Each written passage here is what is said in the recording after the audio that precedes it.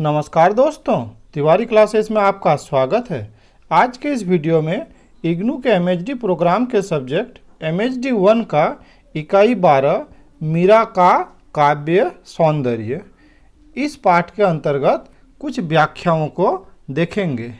आप जानते हैं कि एमएचडी 1 के परीक्षा में 2 व्याख्याएं लिखने आती है, तो इनमें से जो ये मीराबाई का पाठ है ये काफ़ी इम्पॉर्टेंट है।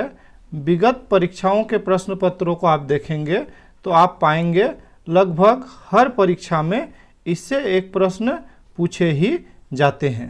साथ ही आप ये भी जानेंगे कि इस पाठ से हमें कुल 8 व्याख्याएं करनी है ना। अगर पद संख्या का बोले तो पद संख्या 6, 7, 8, 10, 12, 13, 14 और 16, अर्थात ये 8 व्याख्याएं आपको देखनी है। तो इस वीडियो में हम लोग 2 व्याख्याओं को देखेंगे और इसी तरह से 2-3 वीडियो में सारे व्याख्याओं को देख लेंगे। तो आज जो हम लोग चर्चा करेंगे तो पहला जो व्याख्या है वो है मह गिरधर आंगा आंगा नाच्यारी, इस पद का व्याख्या देख लेंगे। तथा दूसरा महरोरी गिरधर गोपाल दूसराना कुया, दूसराना कुया साधा सकल लोक जुया। तो इन 2 पदों की सप्रसंग व्याख्या को इस वीडियो में देख लेंगे। तो पहला पद है महा गिरधर आंगा आंगा नाच्यारी, नाच नाच महा रसिक रिझावा प्रीत पुरातन जानचारी, श्याम प्रीतिरी बान घुंगरिया मोहन महारो सांचारी, लोक लाज कुलरा मर्यादा जगमा नेक ना राख्योरी, प्रीतम पल क्षणना बिरारवा मीरा हरि रंग रांचारी। अब इसका जो कुछ प्रमुख शब्द है उसके अर्थ को पहले हम लोग देख लेते हैं। तो पहला जो है महा अर्थात मैं, गिरधर, गिरधर अर्थात श्री कृष्ण, उसी के आंगा माने आगे या सामने, है ना। तो सामने क्या है, नांचारी, नांचारी अर्थात क्या होता है, ये नाच शब्द का है ना। अर्थात क्या है, मैं श्री कृष्ण के आगे या फिर श्री कृष्ण के मूर्ति के आगे क्या है, मैं नाचती हूँ, है ना। नाच नाच महा अर्थात नाच नाच कर मैं, रसिक रिझावा अर्थात अपने रसिक श्री कृष्ण को रिझाती हूँ, प्रीत पुरातन जानचारी अर्थात हमारा जो पुराना प्रेम है, अर्थात जो जन्म जन्म का प्रेम है उसको मैं क्या करती हूँ, जांच ली हूँ, है ना। श्याम प्रीतिरी बांध घुंगरिया अर्थात श्याम श्री कृष्ण को बोला जा रहा है, प्रीत अर्थात प्रेम, तो श्री कृष्ण के प्रेम में मैं घुंघरू बांध कर मोहन महारो सांचारी, तो मैं घुंघरू बांधकर श्री कृष्ण के मूर्ति के सामने नाचती हूँ, क्योंकि ये जो मोहन है अर्थात श्री कृष्ण है वही महारो माने मेरे का सच्चा मीत है। लोक लाज कुलरा मर्यादा अर्थात ये लोक लाज हो गया या कुल की मर्यादा, कुल की मर्यादा का बात है। आप जानते हैं कि जो मीराबाई थे वो क्या है, राजघराने की थी ना, तो अपना कुल का मर्यादा भी होता है। तो ये कहती है कि लोक लाज हो या कुल का मर्यादा हो तो जग में नेक माने एकमात्र, माने ये सबको कोई परवाह नहीं, एकमात्र जो है श्री कृष्ण है उसी का क्या है, ध्यान वो रखती है। प्रीतम पल क्षण ना बिरारवा अर्थात अपने प्रीतम को अर्थात श्री कृष्ण को एक पल के लिए भी वो भूल नहीं पाती है। मीरा हरि रंग रांचारी अर्थात मीरा अपने हरि के रंग में रंगी हुई है, अर्थात श्री कृष्ण के प्रेम में वो पूरी तरह समर्पित हो चुकी है। तो ये हो गया इसका सामान्य अर्थ। अब इसको लाइन बाय लाइन इसका देख लेते हैं। तो पहले प्रसंग में हम लोग कह सकते हैं कि मीरा ने इस पद में कृष्ण के प्रति अपने सच्चे एकनिष्ठ प्रेम का संकेत देते हुए कहा है कि उस प्रेम के लिए उन्होंने सब कुछ अर्थात लोकलाज राजघराने की प्रतिष्ठा, अपयश आदि की चिंता छोड़ दी है। तो आपको भी पहले प्रसंग को लिखना है ना। उसके बाद व्याख्या। तो मीरा कहती है कि मैंने अपने प्रियतम श्री कृष्ण को रिझाने का संकल्प कर लिया है। मैं केवल उन्हीं से प्रेम करती हूँ। उन्हें रिझाने के लिए मैं लोक मर्यादा, कुल की मर्यादा सब त्याग कर पैरों में घुंघरू बांधकर उसके प्रतिमा के सम्मुख नाचना शुरू कर दिया है, ताकि वो मेरी नृत्य कला पर मुग्ध हो और मेरी प्रीति को अपनाए। वो भी मुझे उसी प्रकार प्रेम करने लगे जैसे मैं उन्हें प्रेम करती हूँ। मुझे लगता है कि वो मेरी नृत्य कला से प्रभावित होकर मुझ पर प्रसन्न भी हो गए हैं। मेरा जन्म जन्म का पुराना प्रेम रंग ला रहा है। मैं जल्द ही अपने प्रियतम को पा लूँगी। मैंने अपने पैरों में घुंघरू बांध रखे हैं। मेरा कृष्ण के प्रति प्रेम सच्चा है, एकनिष्ठ है। मैं अनन्य भाव से उन्हें प्रेम करती हूँ। उसके अतिरिक्त मेरा कोई है ही नहीं। सबसे नाता तोड़ लिया है। वही मेरे सर्वस्व हैं। मेरे राज परिवार छोड़कर नगर के बाहर मंदिर में कृष्ण की मूर्ति के सामने नाचने में मुझे कोई भी संकोच नहीं है, क्योंकि मैं लोक लाज, कुल मर्यादा, यश अपयश की भावना से ऊपर उठ चुकी हूँ। मेरा तो केवल वही सांवरिया है और मैं केवल उसी की परवाह करती हूँ। मैं उसके ध्यान में इतनी डूबी हुई हूँ, प्रेम में इतनी रंग गई हूँ कि अब किसी अन्य बात का न ध्यान आता है और न किसी अन्य बात की चिंता ही होती है। मैं उनके ध्यान में इतनी मग्न हूँ कि वो एक पल को भी विस्मृत नहीं होते, सदा मेरे हृदय में बसे रहते हैं। ठीक है।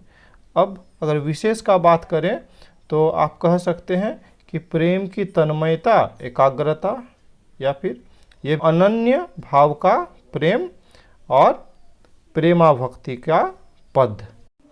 अब दूसरे पद की व्याख्या को देख लेते हैं। महारो तो गिरधर गोपाल दूसरो ना कुया। महारो मतलब मेरे, तो मेरे तो सिर्फ गिरधर गोपाल ही हैं। अर्थात गिरधर गोपाल किसको बोला जा रहा है? श्री कृष्ण को बोला जा रहा है ना। और उसको गिरधर क्यों कहा गया? कहे कि हम लोग जानते हैं कि श्री कृष्ण क्या किए थे? गोवर्धन पर्वत को धारण किए थे। तो गिरधर अर्थात गिरि, पर्वत को धारण करने वाला, इसलिए उनका नाम क्या है? गिरधर, है ना। तो मीरा कहती है कि मेरा तो सिर्फ गिरधर गोपाल ही है, दूसरा ना कुया। अर्थात मेरा कोई दूसरा नहीं है, जो कुछ है वो सिर्फ श्री कृष्ण ही है। आगे कहती है दूसरो ना कुया साधा सकल लोग जुया। अर्थात मैं सारे लोक को, सारे संसार को क्या कर लिया है? उसमें जुया अर्थात खोज लिया है, लेकिन कहीं कोई नहीं है। मेरा जो कुछ है वो श्री कृष्ण ही है। वैसे वो कहती है आगे भाइया छांडिया, अर्थात अपने भाई को क्या कर दिया? मैंने छोड़ दिया।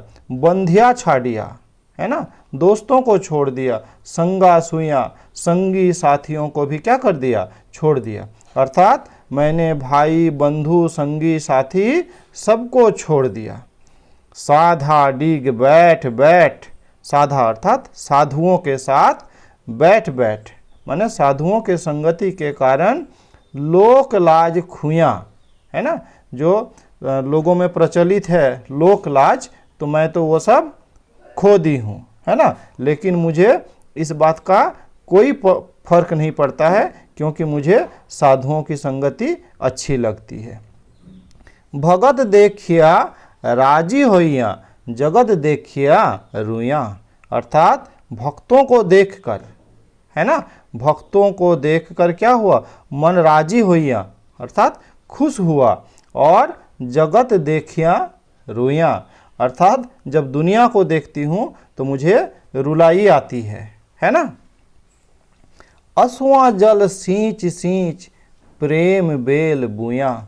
असुआ जल सींच सींच, अर्थात आंसुओं का जल से सींच सींच कर मैंने क्या किया, तो प्रेम रूपी बेल को बोया, है ना, बेल अर्थात लताओं को। तो जिस तरह से पानी देकर या पानी से सींच कर क्या होता है, लताओं को क्या होता है, बोया जाता है या उसको बड़ा किया जाता है, तो उसी तरह से मैं अपने आंसुओं का जल से सींच कर अपने उस प्रेम रूपी बेल को बड़ा किया। दध मथ घृत काढ़ लया, डार दया छुया। दध मथ अर्थात दही को मथ कर, है ना। आप जानते हैं कि दही को मथ कर उससे हम लोग क्या निकालते हैं, मक्खन निकालते हैं, है ना। तो ही बता रही है कि दही को मथ कर घृत काढ़ अर्थात घी को निकाल लेकर या फिर मक्खन को निकाल लिया और क्या किया, लया मन लिया, है ना, और डार दया छुया अर्थात जो छाछ है, छुया, है ना। तो जो छाछ है उसको जैसे लोग क्या करते हैं, गिरा देते हैं, अर्थात जो मेन चीज़ है उसको लोग ग्रहण कर लेते हैं और जो अनावश्यक चीज़ है उसको क्या करते हैं, परित्याग कर देते हैं। अर्थात मीरा यहाँ पे कहना चाहती है कि मेरे लिए जो प्रिय है वो तो श्री कृष्ण है, बस मैं उसी को ग्रहण करना चाहती हूँ और बाकी दुनिया मेरे लिए तो उस छाछ के तरह है जिसको मैंने छोड़ दिया है। आगे कहती है, राना विसरो प्यालो भेजिया। राना अर्थात जो उनके देवर का नाम है ना, तो उनका देवर तो एक बार विष का प्याला भी भेजे, तो क्या कहती है, पिय मगन हुआ, तो मैं तो उसे भी मगन होके पी ली, लेकिन क्या है कि उस जहर का भी असर मुझ पर नहीं हुआ क्योंकि मेरे ऊपर तो श्री कृष्ण का सहारा है ना। मीरारी लगन लग गया, हो ना हो जो हुआ। अर्थात मीरा कहती है कि मुझे तो श्री कृष्ण की लगन लगी हुई है ना, अब जो होना है होगा, मुझे कोई फर्क नहीं पड़ता, है ना। तो ये हो गया आपका ये पद, है ना। अब इसका एक बार हम लोग विधिवत सप्रसंग व्याख्या को देख लेते हैं। तो प्रसंग का अगर बात करें तो मीराबाई द्वारा रचित इस पद में कवियत्री ने अपने आराध्य कृष्ण के प्रति अपने अनन्य निष्ठा और आस्था व्यक्त करते हुए संसार और उसके सुख भोगों का तिरस्कार किया है। उसने अपने देवर राणा के संदेशों तथा धमकियों की भी परवाह नहीं की है। व्याख्या को अगर देखते हैं तो मीराबाई कहती है कि मेरा तो एकमात्र संगी साथी प्रियतम केवल गोवर्धन पर्वत को धारण करने वाले श्री कृष्ण हैं। मैंने संसार का चप्पा चप्पा छान मारा, मुझे उनके समान अपना हितैषी कोई न मिला। अब मैंने माया मोह लोभ लालच सब प्रकार के पारिवारिक बंधनों को भाई बंधुओं और परिवारजनों को छोड़ दिया है। मैं हर प्रकार के बंधनों से मुक्त हूँ। मैंने साधु संतों को अपना संगी बना लिया है, उन्हीं के साथ रहती हूँ। सत्संगति में सारा समय बीतता है जिससे मुझे अपार सुख शांति और संतोष मिलता है। अतः मैंने कुल की लाज राज परिवार की मर्यादा सब कुछ त्याग दी है। भक्तों का संग मुझे सुख देता है, वहीं सांसारिक संबंध भोग विलास आदि मेरे लिए कष्टकारक है। जिस प्रकार कोई माली स्वच्छ शीतल जल से बेल सींचकर बड़ा करता है, उसी प्रकार मैंने आंसू बहा बहा कर कृष्ण के प्रति अपनी प्रेम की बेल को पल्लवित कर लिया है। जिस प्रकार दही मथने वाली दही को मथ कर मक्खन निकाल लेती है और छाछ को त्याग देती है, उसी प्रकार मैंने तपस्या भक्ति और साधना के द्वारा भगवान के प्रेम रूपी सार को पा लिया है और सांसारिक माया मोह रूपी छाछ को निरर्थक समझ उसे परित्याग कर दिया है।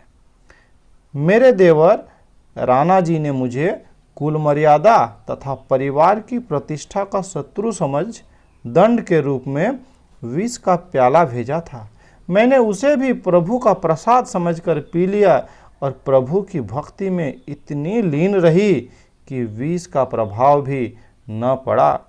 मेरा तो एकमात्र प्रिय गोपाल है और उसी से मेरी लगन लगी हुई है। मैं उसे छोड़ नहीं सकती। इसके लिए मुझे जो भी दंड मिले, जितनी भी निंदा हो, यहाँ तक कि मृत्यु भी आ जाए, मुझे उसकी चिंता नहीं। मैं सब सहने को प्रस्तुत हूँ, पर भगवान की भक्ति त्याग नहीं सकती। तो ये था सप्रसंग व्याख्या।